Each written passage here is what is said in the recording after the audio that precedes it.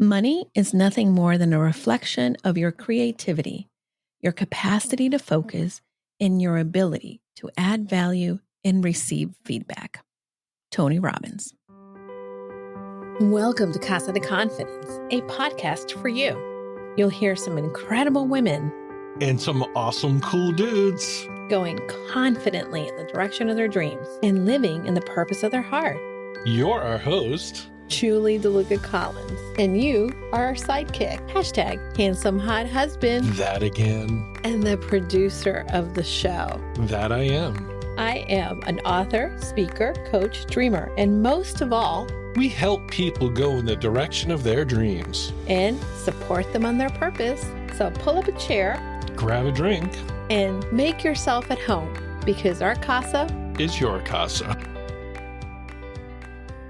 Welcome back to another episode of Casa de Confidence. This is Dan, and I have Julie. That's right. We are here together on a Sunday afternoon. Hi, Julie. Hello, how are Daniel. You having a good morning? I'm having a good morning, a good day so far. You should be a good morning. Listen, I tidied up my computer corner. You did. I'm so happy that I'll get to open the blinds and not trip over your situation. The studio is starting to look like a studio again. Thank God. Thank the Lord. The dogs thank you also. I know. I'm going to put a little bed over here next to me so I can have one of them lay next to me while I'm in here. Let's see who does it. Who comes to lay down with you? It'd probably be Juju. Juju, probably. Juju's such a good boy. Such a good boy that he is. Mm-hmm. So happy early anniversary, Daniel.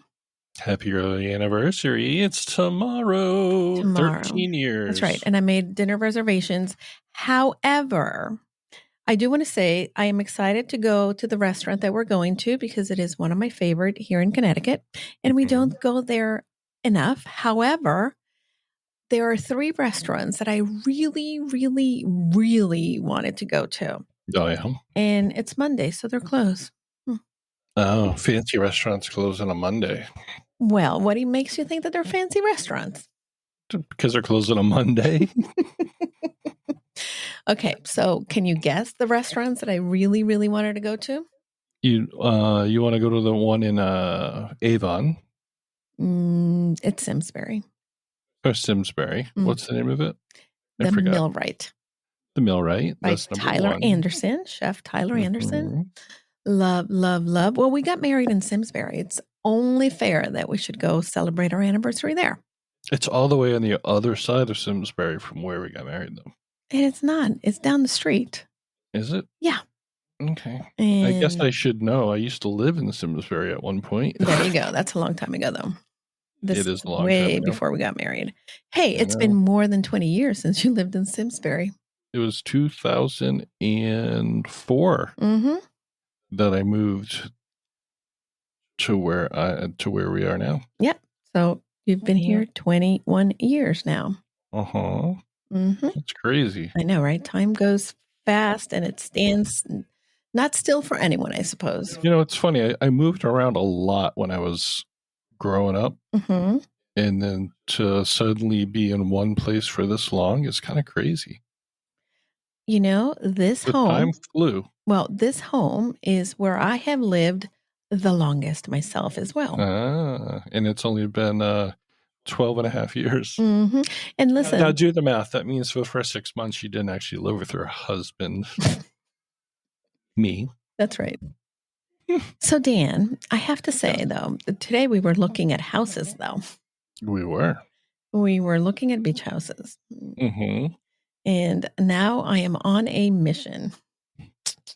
Now, shall we tell people where we were looking at beach houses? No, we're not. We're going to leave them hanging. And if they want to take a guess, they can send us a DM. Oh my gosh. Put it in send us a DM or throw it up on Julie's Instagram. Where do you think, actually, Julie? What? You should put up a post on your Instagram asking people where they think you were looking for beach houses. Oh, I'm going to do that. It's going to freak out your sister. Yeah. The phone is going to start ringing off the hook. Donna, if you're listening to this, we are so blessed and we are so glad that surgery went well on Friday. Your sister had surgery. Yes. And we have been thinking of her, praying for her, and glad that everything went well. Yes. So Daniel, let's go into more of a conversation here. Who's our guest today? Our guest today is Erica Schrock. And, she is incredibly fantastic, as all of our guests are. But Erica really impressed me because she is a financial planner that helps women specifically, that doesn't sound right, go from overwhelmed to empower, and really helps them to not only transform their financial mindset, but also helps them get their financial house in order. And I think that for many of us, right, and we talk about it in the episode with her, we have a story that we're not good with money, and we carry these, right, from year to year. And by the way, here's a small little tidbit about Erica. Erica came from the country music industry. Really? Mm-hmm.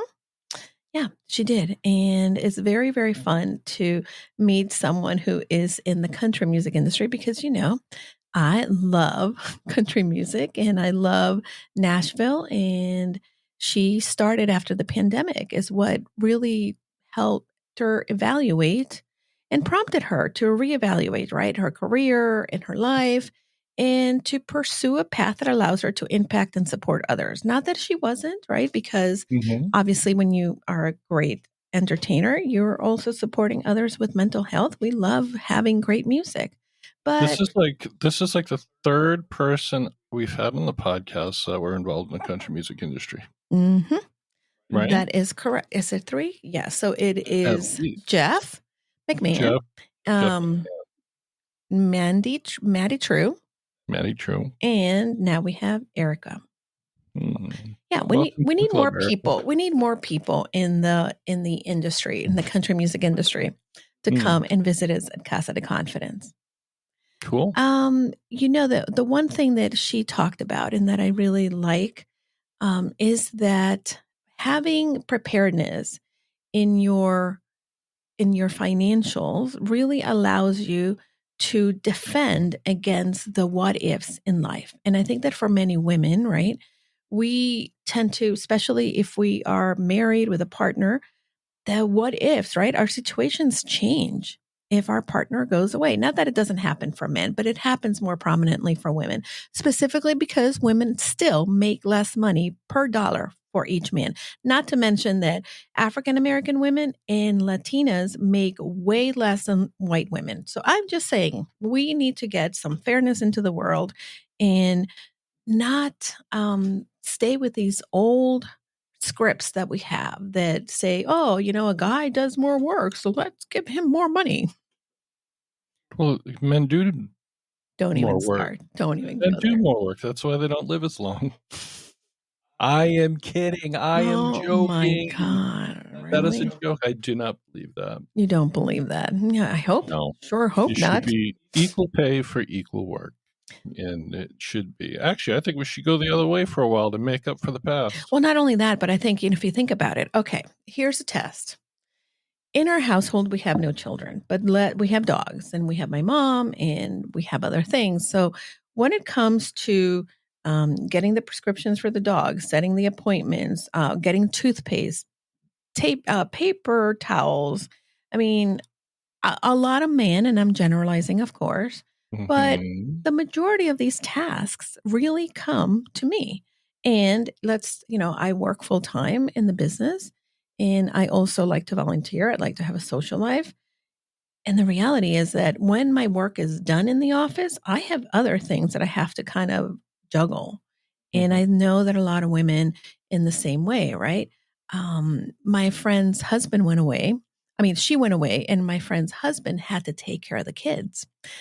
And he didn't even know where their lunch boxes went, much less what to pack for lunch, even though she left instructions. He forgot to read the instructions and was just kind of surviving on his own.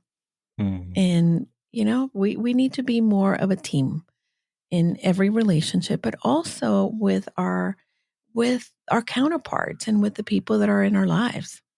A lot of things have changed, but there's a lot of cases where it hasn't changed.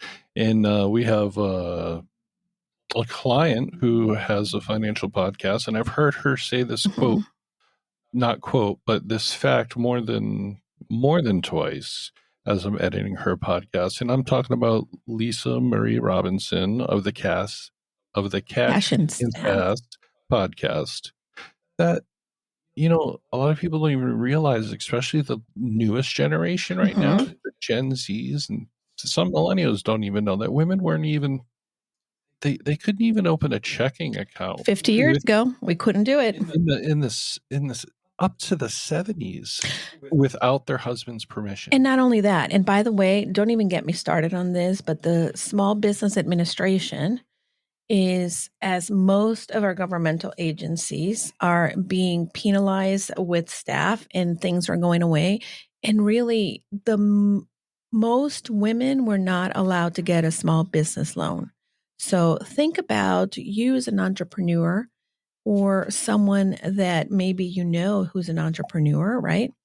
They wouldn't have been able to get a business loan. And right now, rather than continuing to support women who, by the way, support most of the communities, we are cutting back on the availability of support for them to continue to build a life that is not only what they desire, but also what helps our communities or society.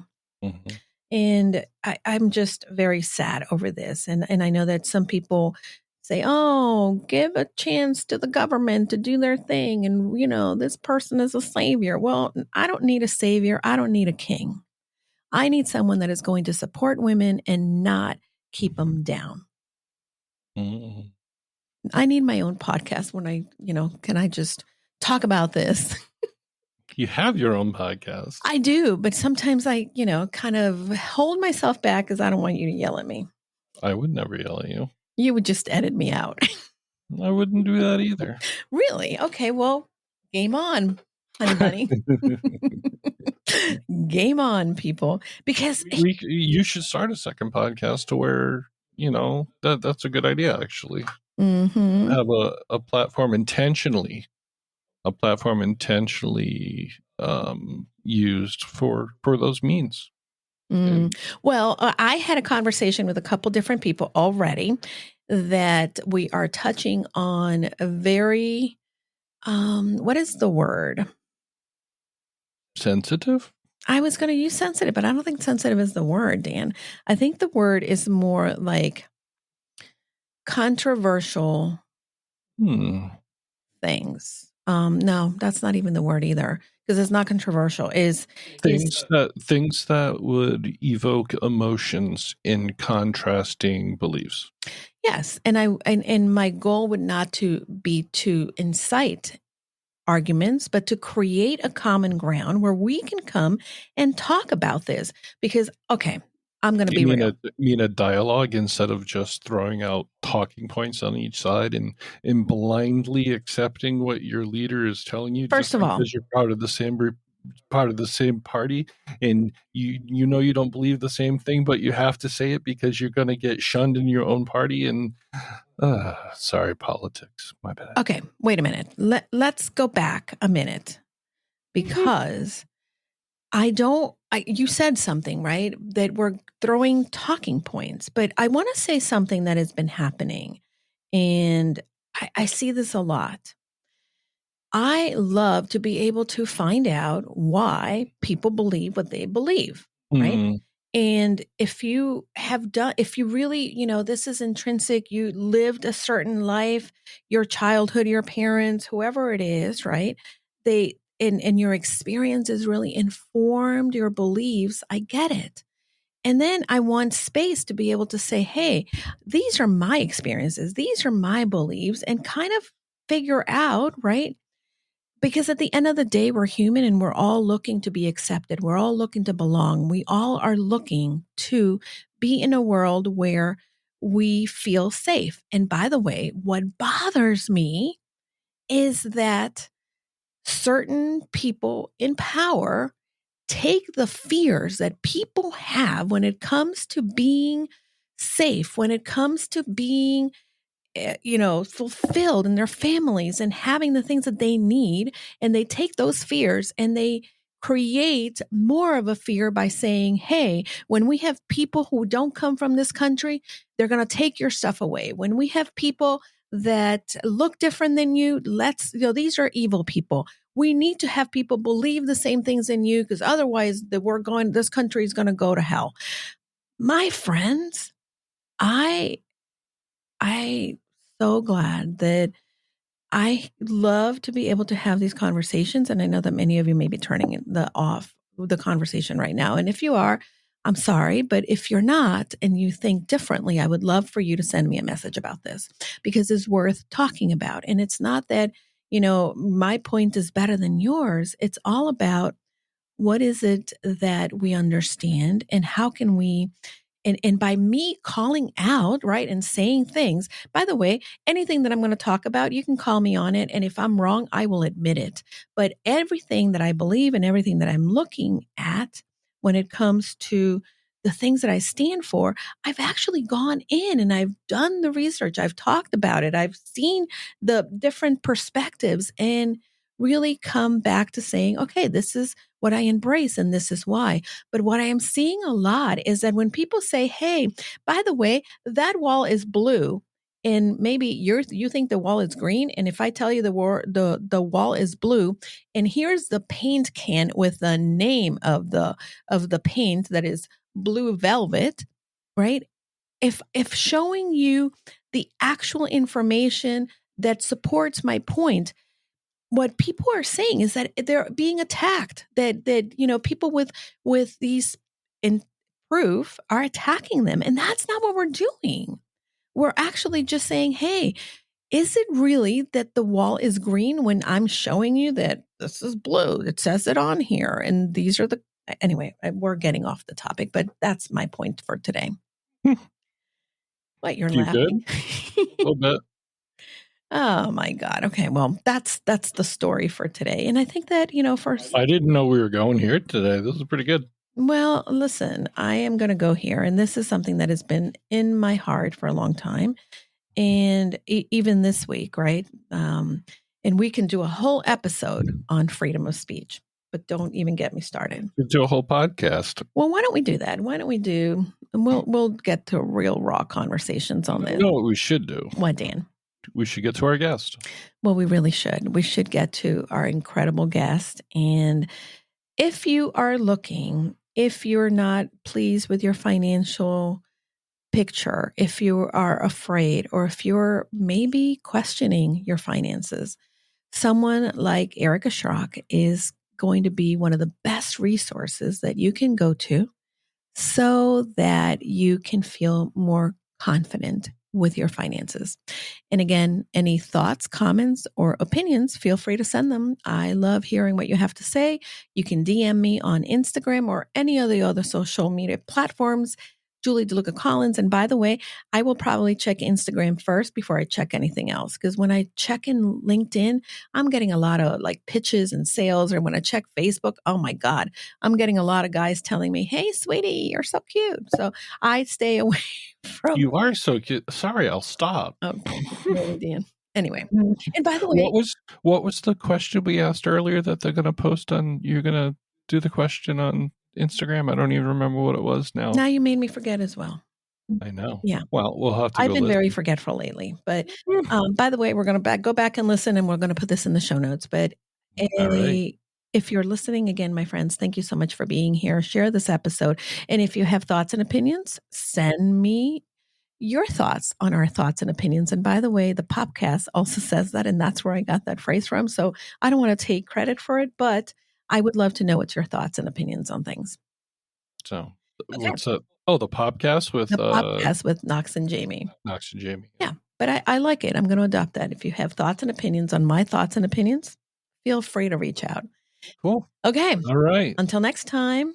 don't forget to go Go confidently confidently in the in the direction of your direction of dreams. your dreams.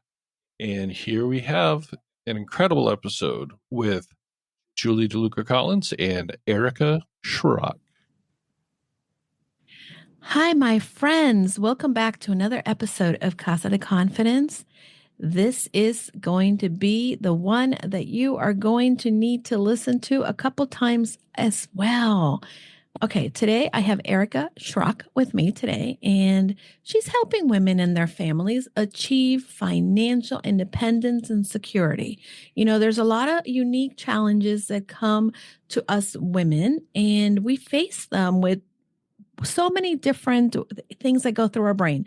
But what Erica does is that she helps you face all these challenges without zero judgment. And she's passionate about helping you, and she's fueled by heart to get to know where you are and where you want to be in the future so that she can be that support system. We're going to unpack a lot of different things. And again, I want to encourage you that you go to the show notes and look at all of Erica's information, because this is really not personal financial advice. This is just an overall arching themes when it comes to finances and women. But again, for personal information, you need to go ahead and connect with Erica directly, because she would love to hear from you. So welcome to the show, Erica. Hello, Julie. It's so great to be here. Well, it's great to see you again. And, you know, we're wrapping up 2024. And when this airs, it's going to be early 2025. People are looking to protect their money. They're looking to make more money. Women in particular are facing, like we mentioned, right, many different challenges. But I'm curious, before we start talking about other people, let's talk about you. What got you started in this path of being committed to help women as an advisor when it comes to their finances? Yes. So my backstory is probably a pretty non-traditional one that you'd hear from a typical advisor. I grew up as a country music artist out of Nashville, Tennessee. I knew you were going to say that, and I love that. Yes. I was touring the country and singing on stages and living the rock star life. And 2020 hit, the pandemic, and I just kind of realized, that was the first time in my life where I wasn't touring. And so it allowed me to take that step back and kind of realize, hey, maybe this isn't the woman that I want to be. And I wanted to love and impact others. And so I made a decision at that time to drop my contracts. People thought that I was nuts, and that I had to sit again and say, well, what do I want to do with my life? And so growing up, I had a dad who was a financial advisor, but I hated it because it felt like, I used to say, Dad, why does it feel like every single advisor will only talk to you if you make at least $500,000 a year while he sips on his bourbon and plays golf 6 days a week? And by the way, Dad, I've never seen a powerhouse woman ever walk through your office door. Why is that? And so I just started asking a lot of questions. And so I learned that if I opened my own practice, I could do things my way. And so here I am today, predominantly serving women and their families across the United States, because it is different. And it's different. Women have just been the underdog in finance for so long. They've always felt like they maybe had to ride the coattails of their husband to get where they want to go, or grandpa from five generations ago maybe said something that's completely different from today, or, it just looks totally different based on every single woman that I speak to. And I just think, we're called to be wives and moms and take care of the house. And, oh, hey, nowadays we're working and making more income and being the breadwinners more than ever before. And so I just think it brings challenges to women across the workforce that we haven't really seen thus far to date. So that's kind of my why and why I do what I do. Listen, we got to start with why, and I love your why. I think that it's incredibly touching, because sometimes we grew up with a certain view of the world, and you definitely knew the importance of finances, but also you understood that if, that didn't seem like something you can identify with because you weren't playing the golf and you weren't, the person like most of your dad's clients were, there were other women who were probably in the same spot. So I love that. Yeah. And then you took your journey and now you're helping others through it. Financial security is something that is incredibly necessary for confidence in so many different levels, right? But it is an area in which, number one, women, we tell ourselves a story. We're not good with money. There's a lot of stereotypes. And if we want to dig a little deeper into this topic, 50 years ago, women weren't allowed to have their own bank accounts. Yes. And how are we creating a new paradigm, a new future for women when it comes to finances? Yeah. So what I have seen is just, in my opinion, it was COVID. Something shifted in the female marketplace during that time. Yeah.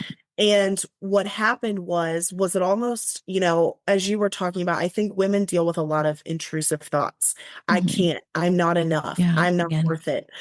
And so what it did though was COVID broke down a lot of those intrusive thoughts because it left women in a position where they had no other choice. Yeah. Right. Again. And I'm a firm believer that, sometimes it takes jumping into the deep end with the great white sharks to figure out that you can swim, and that they're not going to eat you. Right. So with that, I think women took on different challenges during that time, allow them to overcome these obstacles that have been on their mind for so long, which resulted in, I can do this. I'm doing it. I've succeeded in it. And now I'm making more money than I've ever made.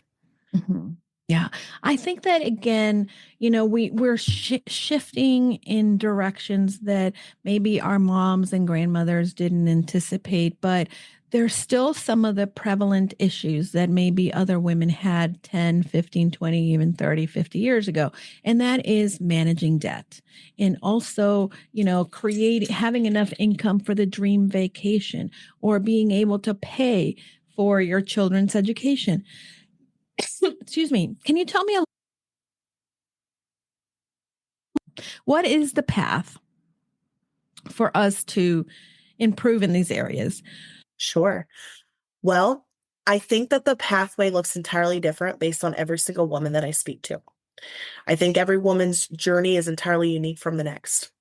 With that, if we talk conceptually about pathways, there's good debt and there's bad debt. And a lot of advisors differ on this, right?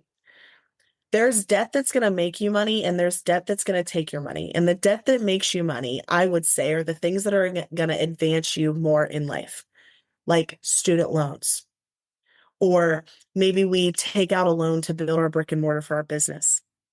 Or, is that debt going to pocket you revenue, right? The couple $1,000s that we put on a Target credit card because we can't pay our bills that month, that's not going to be a good debt, right? That's not good at all. Maybe the couple, thousand that we took out to advance our education, that's going to allow us to maybe build our business or chase our dreams further. That's going to be a good debt. Let's not be afraid of that one. Yeah. So if we're talking about getting out of debt and building that strategy, it's okay to invest while paying off your student loan at the same time. Right? Yeah, that's great advice. Maybe let's have a conversation around getting rid of the Old Navy credit card or the Ulta Beauty credit card. I wish someone had said that to me in my 20s, Yeah. And I'm going to date myself because it wasn't Ulta, it was Sears. Okay. Awesome. Yeah. But I see a lot of these women that say, I call it the perfect day complex. I will do this or I will start this on the perfect day. Big secret I'm going to give away on today's podcast is the perfect day never comes. Sorry to tell you all, but it never comes. But it's things like, I will start that when I make enough money. I'll start that when my debt's paid off. I'll start that after I buy a house. That's one of the most detrimental, intrusive thoughts that I see on my day-to-day practice every day. Time is not your friend in finance. It is your worst enemy. The earlier you start, even if you have, hey, here's another intrusive thought. I'm too old for that. I waited too long for that. No. I have those thoughts every once in a while. Yes. I can't plan for retirement. I'm 50 years old. That is not accurate. Oh, maybe we're going to have a conversation after this. But I hear all these intrusive thoughts that it keeps women from getting out of their own way. Right. And a thing that I say a lot, I work with the 18-year-old with their first $1 million idea who the world is her oyster. But I also get to work with the 65-year-old who's retiring tomorrow, who maybe didn't do things the right way. And I have to clean it up later in life. So I get to see the accidents and I get to solve them before they happen because I'm actively working with the women who are selling their empires, as well as working with the women who are 18 for the first time. I love this. So What an array of experiences and circumstances that you are looking at so that you can build a wealth of wisdom as you're continuing to work with women. yes, Is there a right way to start planning for retirement and for the big things? yes. And my answer is going to be very simple. Just start. Just start. Oh my gosh, that's really simple. Just start. People don't need to drop overcomplicate this, right? Because that's not the Yeah. advice we hear. At least I haven't heard that. They're like, oh, well, Yeah. look at this and go do that. And yeah, that's not necessarily great. Exactly. Just start. Mm. And it doesn't matter if it doesn't have to be this big lump sum investment. It doesn't need to be, it just doesn't. It starts little, it compounds, it builds over time. And this thing, money is 80% emotional, Yeah, 20% absolutely. analytical. My girls are always coming to me going, the sky is on fire, everything's burning to the ground, help me. And I'm like, hey, let's actually take a step back because you're not in the position that you think you're in. And mathematically, here's why. Right. Yeah. And so it's all about time money compounding. It's all about, just taking the first step. And mentally, once that first step is taken, what I find with my girls is that they're like, oh, I can do this. Yeah. I can do a little bit more. I understand it. I get it. And my job at the end of the day is to get my clients to do things bigger, better, faster than they ever would have on their own. And so if I can get her to start small, I know that I'm going to be able to get her to go to new heights because she trusted herself, she believed in herself, and she made the ability to take that step forward.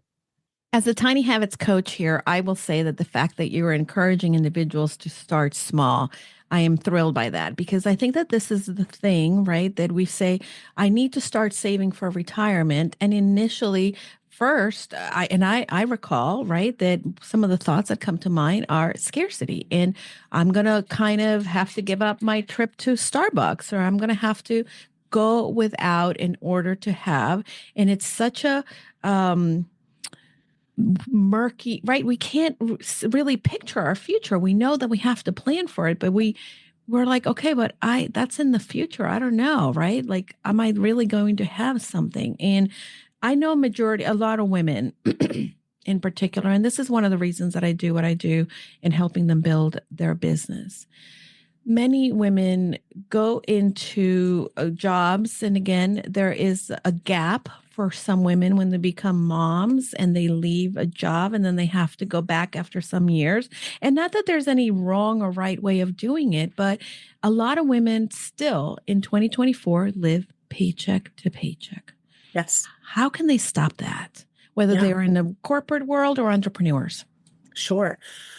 I think, again, that's back to I guess I would start with, why are they paycheck to paycheck? What's the why? Is it a mental why? Are we spending too much money? Can't get spending under control? Is it a lack of income why? I'm not making enough to meet my means.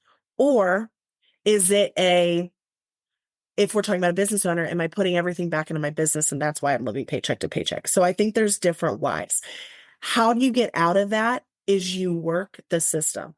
And it starts with, and I don't care if I'm talking to someone who makes $10,000 a year or $10 million a year. Okay. Know where your dollars are going. Yeah. Because what I have found is discipline and mindset do not change based on income brackets. It's true. It's true. I've seen this with clients. They think that when they make that threshold, when they get to, making the 10,000, the 20 a month, that all they're certain their life is going to change. But if their habits haven't changed, then nothing changes and the problems actually become bigger.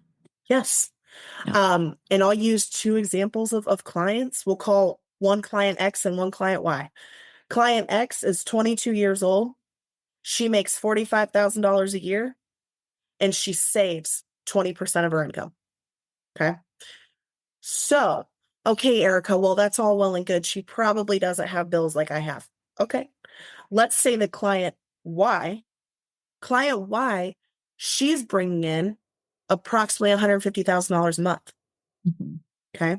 That's after her business expenses are paid, she can't account for $46,000 a month that she doesn't know where it goes. Just spends it.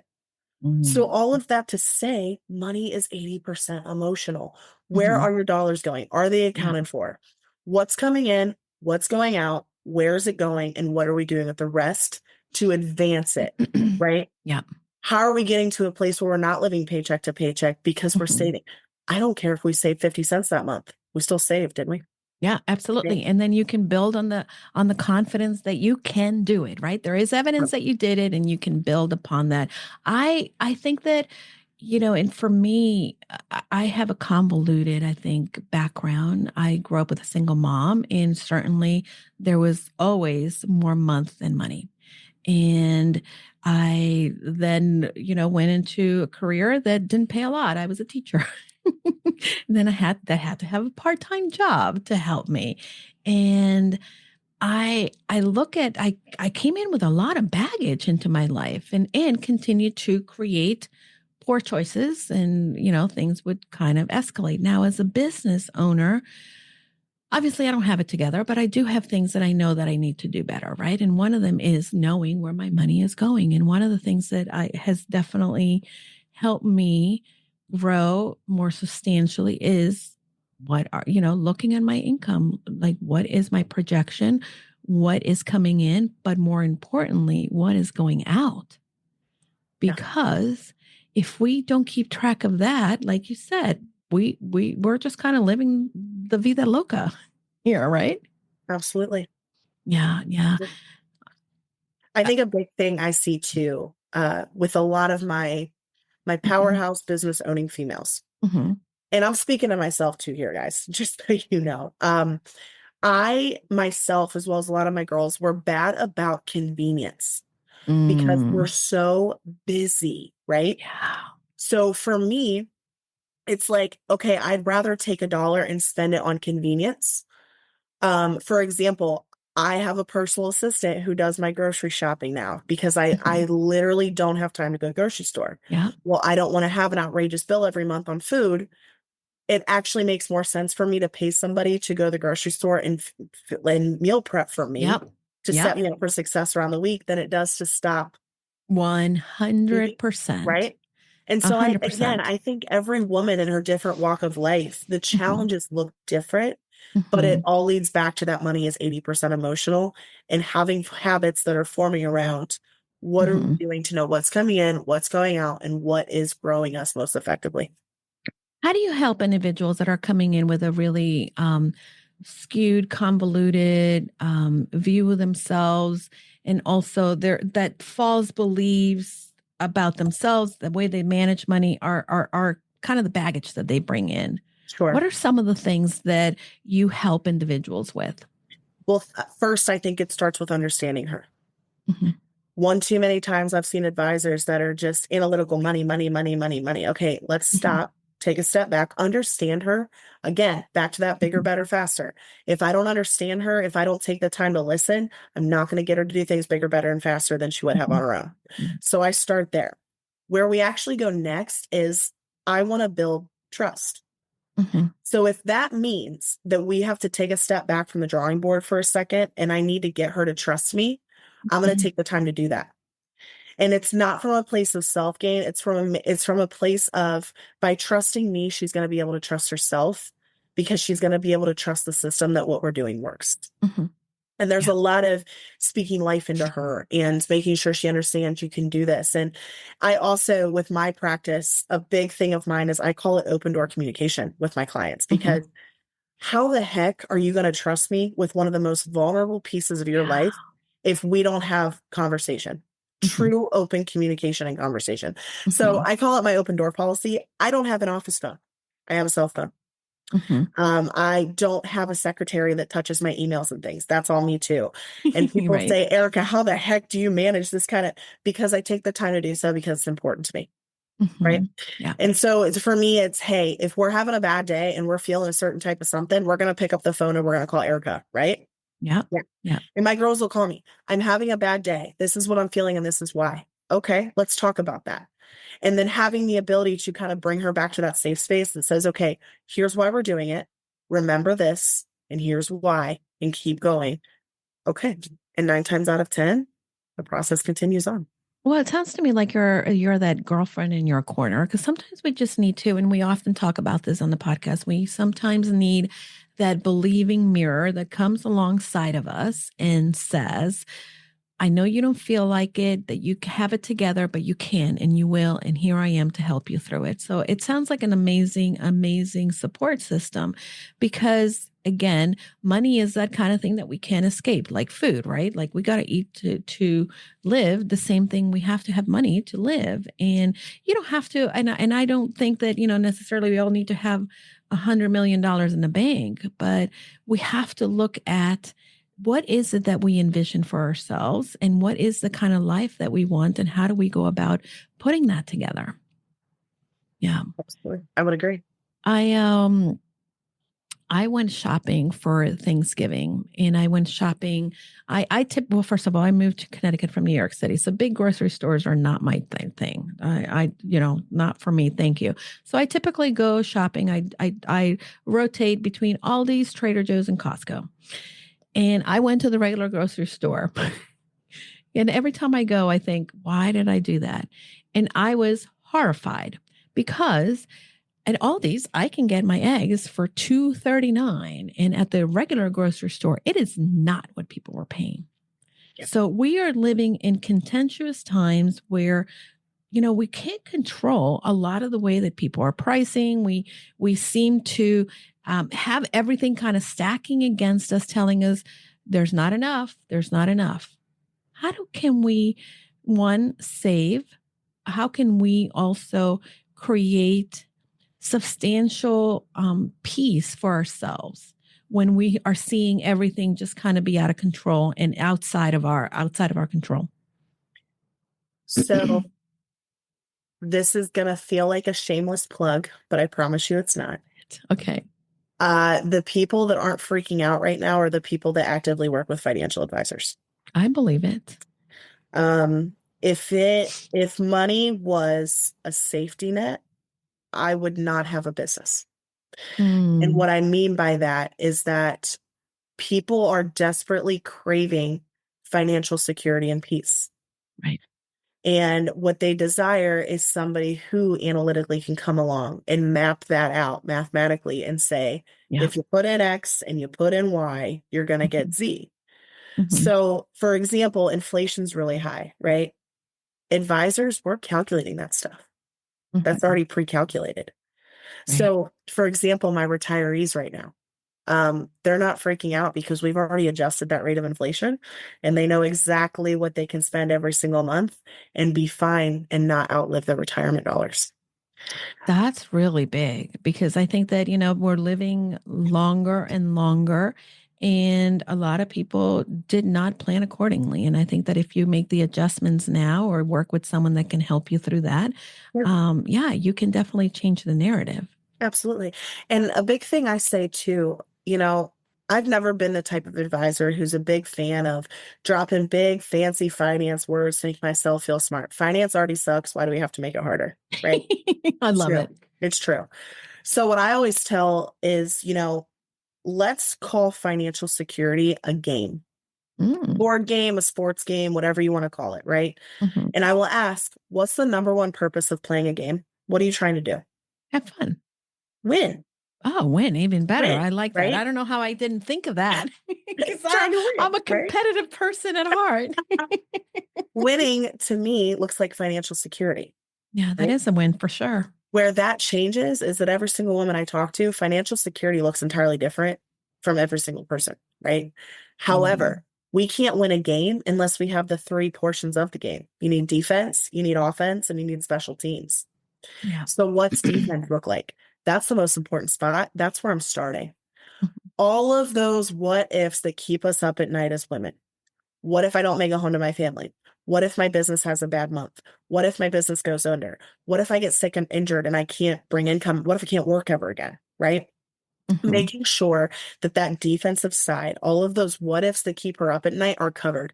So if God forbid something like that happens, she can sleep at night knowing she's going to be financially okay. Mm-hmm. Then I move to offense. This is what everybody wants to talk about when they talk to me. Where do I stash money to make me more money while I'm sleeping? right? Yeah. Where do I stash my business income to make me more income to flourish my business over time? Investments, those sorts of things.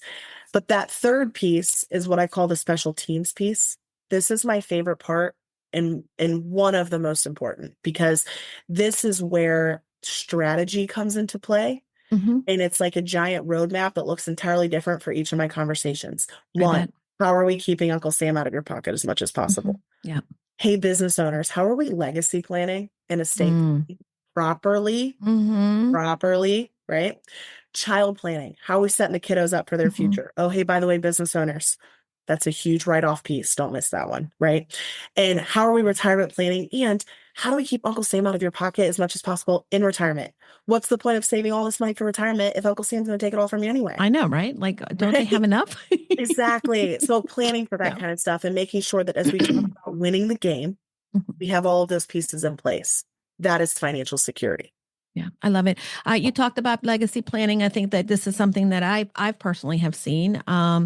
I have people who have been dear friends and people that I care about. One in particular, she is the founder of the former company that I worked for. Incredibly successful. She came from a family that was also incredibly successful. Money was not necessarily something that was lacking. But when it came to succession and legacy planning, she passed away before she could create a plan. Yeah. What's the first step? If I'm a business owner, so for instance, for me, I know that I'm starting to create a plan. God forbid, I get hit by a bus. I have a business that I want to have continued, but I also want to make sure that my husband and my mom and everybody else is taken care of. But people are not thinking that way because they don't want to be sad or negative or, look at the downside of things. But that's the reality, that we're not going to be here forever. Sure. Life insurance. Yeah. Don't even have to think about that one. Life insurance. Yeah. Second step is a will.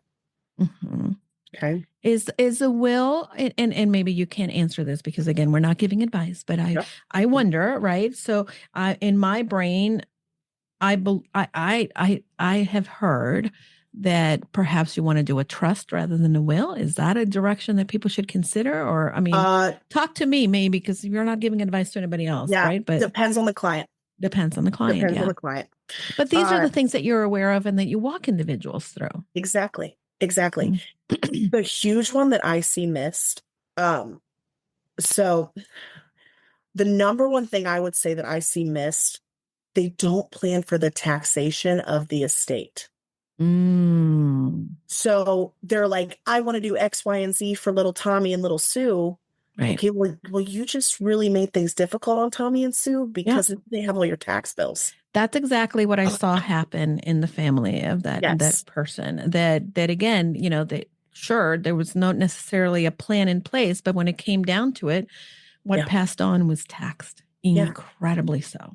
And going back to the life insurance piece, I want to say this and be correct about it. Okay. There are people who use life insurance in a planning format for their clients. And there are people who get a commission check for selling life insurance. Okay. So there is a difference, and that's something that people should look at. Yes. And what I'm meaning to say about this is coverage. Okay. And again, I'm trying to say this in a sweet way. Sometimes there's a history or a track record of life insurance agents pulling a number out of thin air to make a sale. Wow. My side of things, we're going to calculate that. We're going to literally have the number because I need to know that I know that if my client picks up that phone, she calls me and says, the love of my life didn't make it home last night. I have got to be able to look at her and say, you're going to be financially fine. Yeah.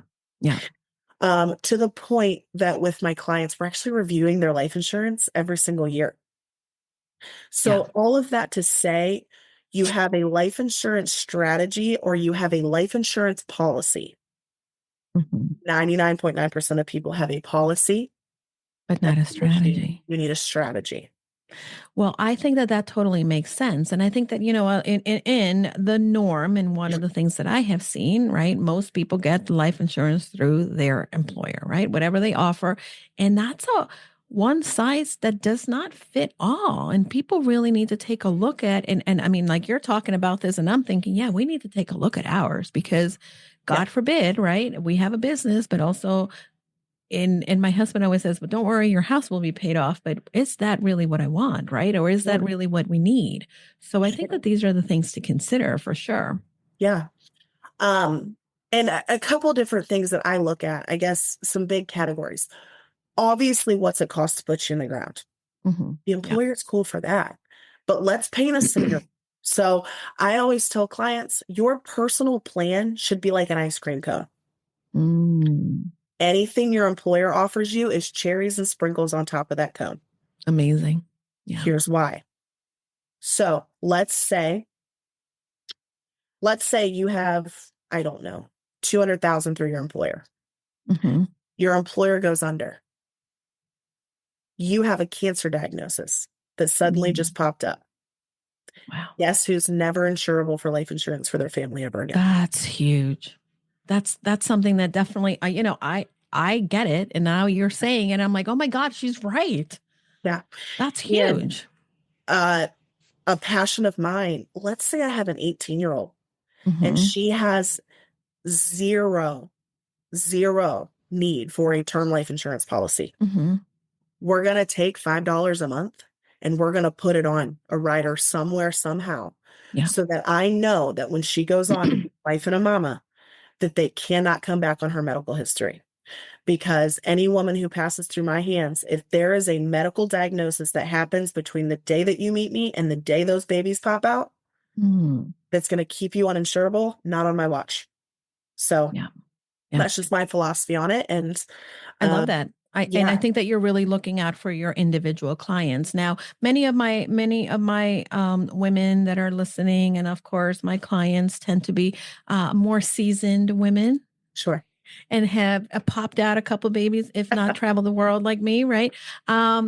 So a lot of individuals, and this is something that I have to say, many of my friends kind of like, okay, my husband handles that. And of course, I've seen it time and time again, right? Like, you got to get your head in the business, right? And it's not maybe, yes, they'll handle it, but you need to know the numbers. Now, there's women who don't even know where, or maybe divorced. And I've seen it also with friends. They divorce and they have nothing. I just saw a friend go through this last year that, she stopped working because husband didn't want her to. And of course, he went on to his new life with a new person, and she didn't have anything really and had to fight for everything that she got. Yeah. So how do we protect ourselves as women? Yeah. I think I get emotional when you talk about this topic. I think this is a huge piece behind my why. People think as an advisor that I play in the stock market all day, and it's so much more than that. Yeah. Right? Yeah. And, back to that whole, as we were talking about earlier, I've got 18-year-olds, I've got 50 and 60-year-olds, right? Mm-hmm. Yeah. I see them in their 20s when they meet the love of their life and they're talking about rocking on white rocking chairs on their front porch. Right. I also see 50-year-old women who that same love of their life just left them for Sally down the road. Mm-hmm. Yeah. And this is not to get, emotional or deep, but these are conversations that I'm having with these women of, hey, you might get mad at me and you might not like me for what I'm about to say, but here's what we're going to do. And sadly enough, there's conversations I have to have that the husbands don't know they're ever a part of.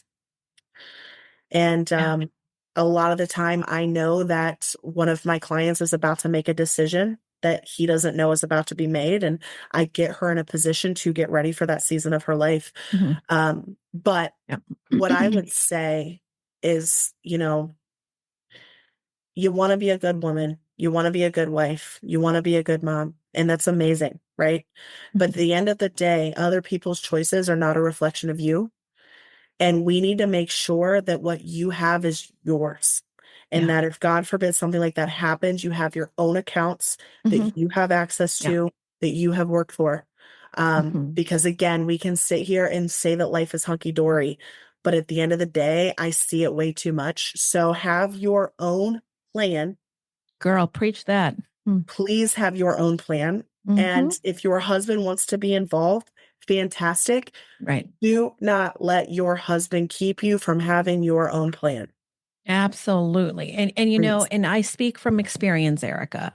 And again, if you've been listening to the podcast, you've heard me say this.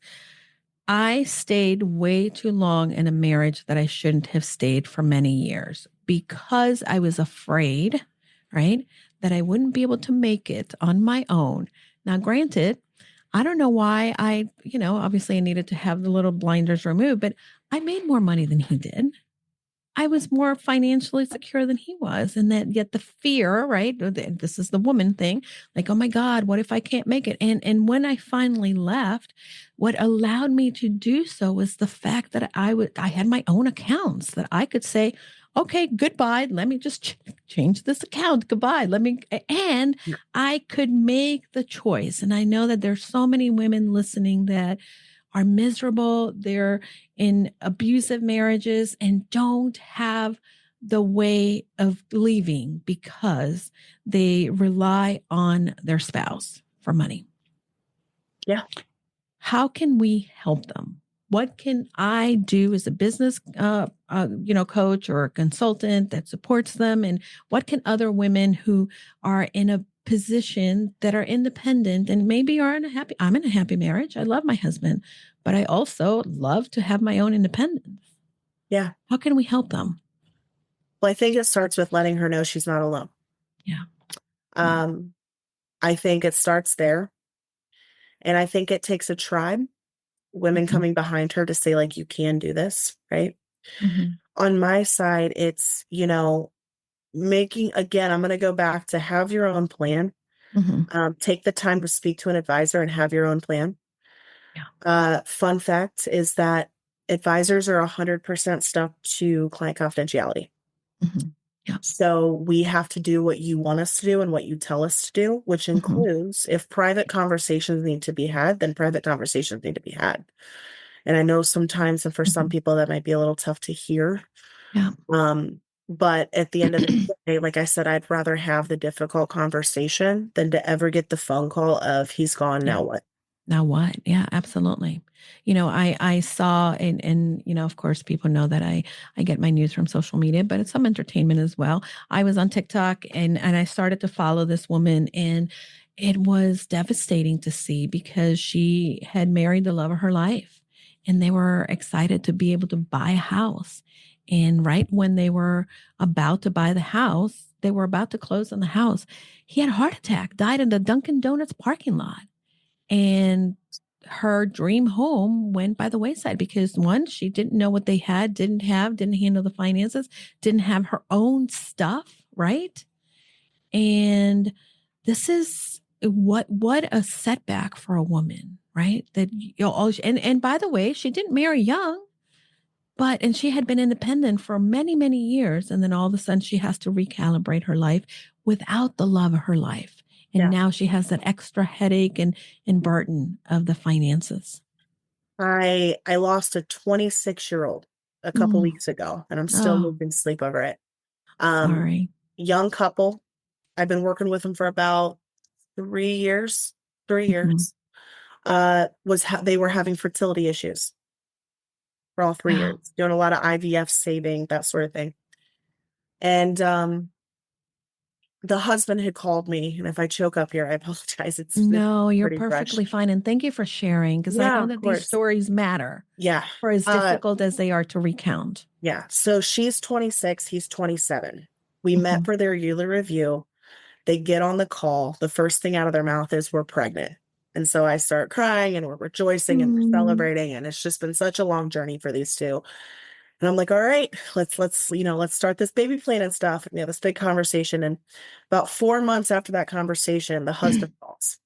And I'm like, what's up? And he goes, I need you to check on her life insurance policy. And I said, what? And he goes, I need to know that I know that it's the right amount of coverage. So I checked it out. I'm like, yeah, what's going on? Like, why are you asking me this? They went to the doctor. She got really sick, had some type of rare blood disorder Ugh. that was tied to her pregnancy.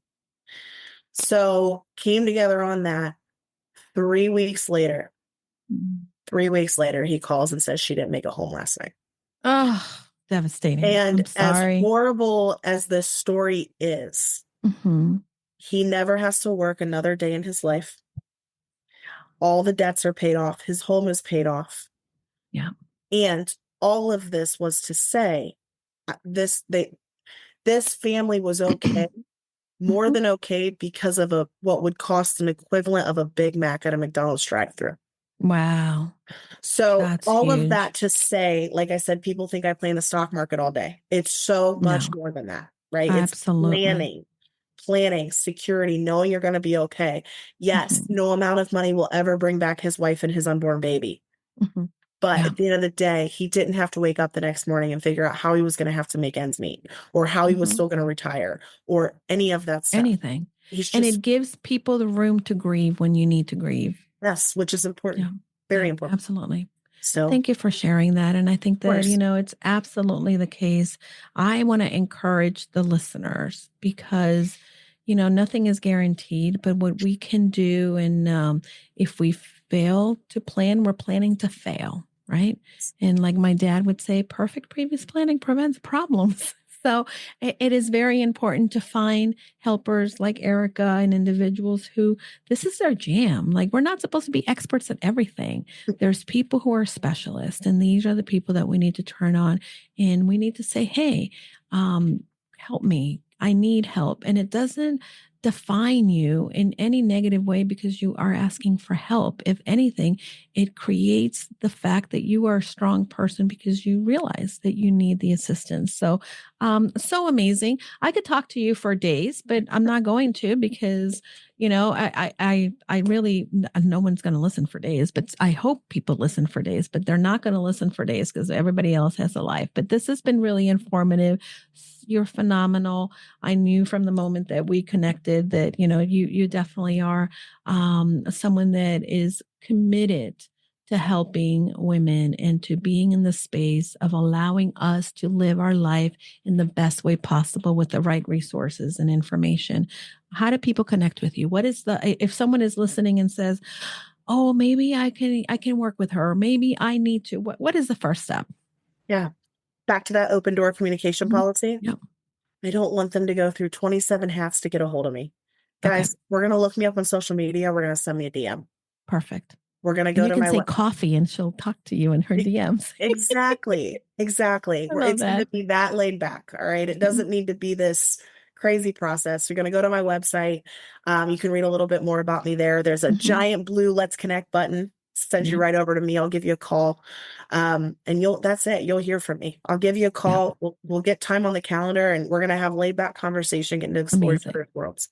That's where amazing. And again, I want to also, share that if you're listening to this conversation and you're thinking, well, I'm not a millionaire, I'm not making a lot of money, I am, fill in the blank, whatever it might be, talk to Erica because she's the helper. She can give you some information or really maybe dispel some of the myths that are out there when it comes to having a financial professional in your corner. Sure. And I would like to say too, guys, I don't charge for my time. Which when we meet, I can talk about how I'm able to do that and how I'm able to run my practice that way. But don't think you're going to receive a bill or an invoice for connecting with me and scheduling a meeting. That's not how I do business. Amazing. Well, thank you so much, Erica, for being here. We're going to have all your information in the show notes. We want to make sure that we get people connected to you. And again, I'm going to have the information in Erica. Can I say what your website is? Can you say that? Yeah. That's totally fine. Yeah. Okay. So it's northwestmutual.com. And I believe they have to put financial /advisor /Erica Schrock -planning, correct? Yes. But even easier, if you go to Google and you type in Erica Schrock financial advisor, the whole marketing world pops right up. Oh, for the love. See that you're doing the right thing. Perfect. I love it. Well, thank you so much, Erica, for being here. Thank you so much for sharing so much of your expertise and for your commitment to helping women go confidently in the direction of their dreams. Thank you, my friends, for tuning in. And until next time, You know what I say, go confidently for sure. And thank you, Erica. Bye-bye. Thanks for listening to Casa de Confidence. We thank you for listening, and if you want more, go to casadeconfidencepod.com. Check Julie out on her socials as Julie DeLucca-Collins. And you can also check out her website at goconfidentlycoaching.com. Have a great week, and don't forget, go confidently in the direction of your dreams.